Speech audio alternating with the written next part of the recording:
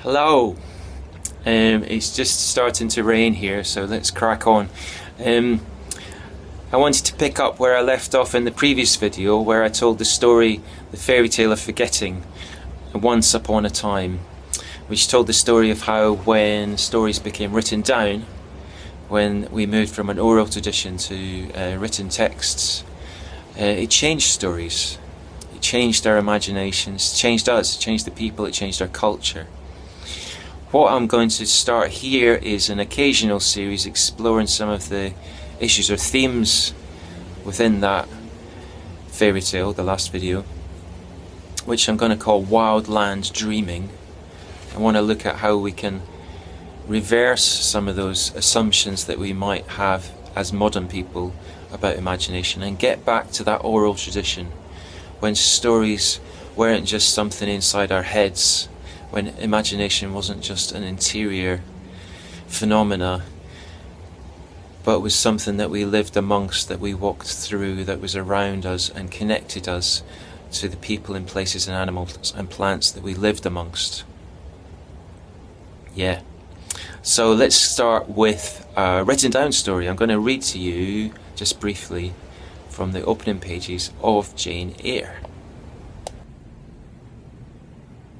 Shall we read a story, Millie? Shall we read a story? Shall we read a story? Yeah, read a story.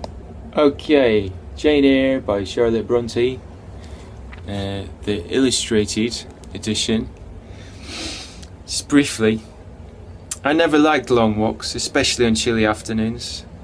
Dreadful to me was the coming home in the raw twilight, with nipped fingers and toes, and a heart saddened by the chidings of Bessie, the nurse, and humbled by the consciousness of my physical inferiority to Eliza, John, and Georgiana Reed. A little bit from the classics there for you, and reading, an everyday experience, taken for granted perhaps. I scan my eyes over the text and I sort of mysteriously become Jane. I enter into Jane's interiority and see the world through her eyes. I'm walking in the rain and the wind, and I'm coming in from the cold with these other characters, Jessie and so on. And that's taken for granted. However, if I introduce you to this character here in the background, my gargoyle, here he is, gargoyle, and if I was to tell you that he speaks to me, that he sometimes communicates with me, then our modern minds might run into a few objections with that one.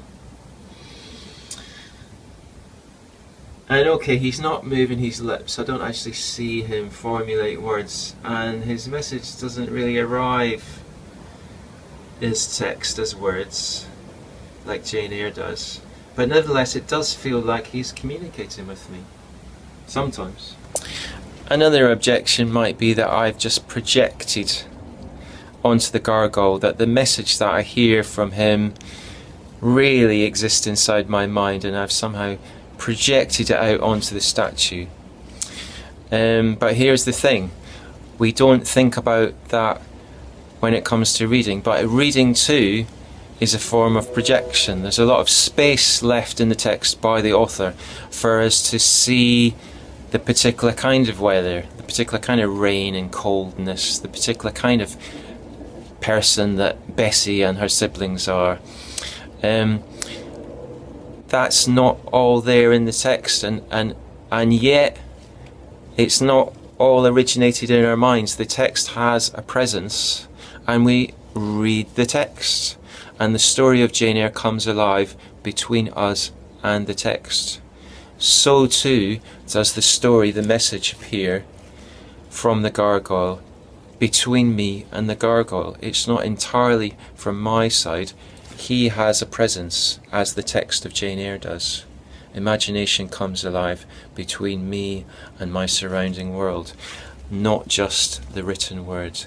And before we specialised imagination as reading, that's how people experienced the world. They had an enchanted world, and rivers, trees, rock faces, and from childhood we remember it as from dolls, animals, plants, they had voices, they spoke to us, they spoke to us, they had a presence.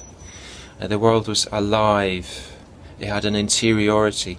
It wasn't just human beings that had an interiority.